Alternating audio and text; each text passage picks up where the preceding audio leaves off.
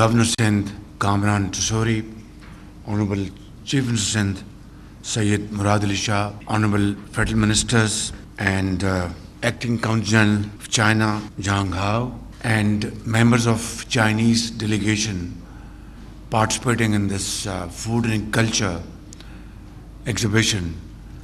Assalamu alaikum and a very good afternoon. It's ni hao, ni hao. It's a great pleasure and honor to welcome you here in Karachi.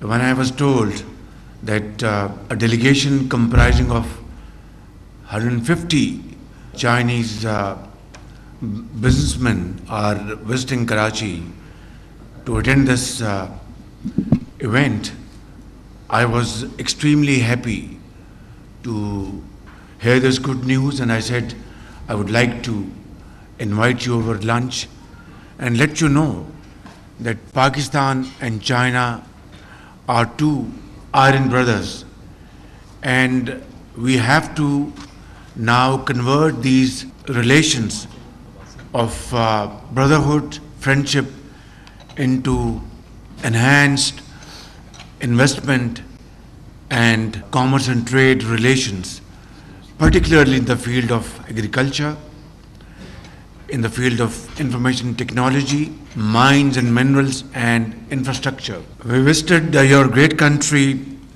in the month of June this year, and we also visited Shanxi province. And in Xi'an, we were taken to one of the finest agriculture university over there and research center, sprawling over hundreds of acres. And I was, along with my colleagues, we were wonderstruck to visit this university and culture center. And there and then I decided to send 1,000 Pakistani boys and girls who are graduate in agriculture for advanced training in China. And this program is now almost finalized, and in consultation with our Chinese counterparts, these boys and girls will go and attend refresher courses in Chinese universities. As you all know, Pakistan is an agrarian economy, and more than 60% of our population reside in rural areas. We need to really further strengthen and augment our agricultural produce. At the moment, Chairman TDAP, as mentioned this morning, that our exports have increased in the agriculture sector by $3 billion during the last financial year. We have fixed a target of an additional $7 billion for this year. That is a quantum jump, and it requires huge efforts. Pakistan needs modern technology, Pakistan needs modern techniques and best practices to boost our agriculture production, and then have value-added products for our exports. In that, China can be our best partner to help us achieve our target in this field. So your presence is a source of great encouragement for all of us, and I would like to encourage you to enter into B2B agreement with Pakistani counterparts, and the next phase of CPEC, phase 2, will be basically B2B arrangements in the field of industry. We have joint ventures in textile industry, in agricultural production, and then export these items to those countries where tariffs have become exorbitant, and those tariffs have made Chinese exports very difficult to those countries.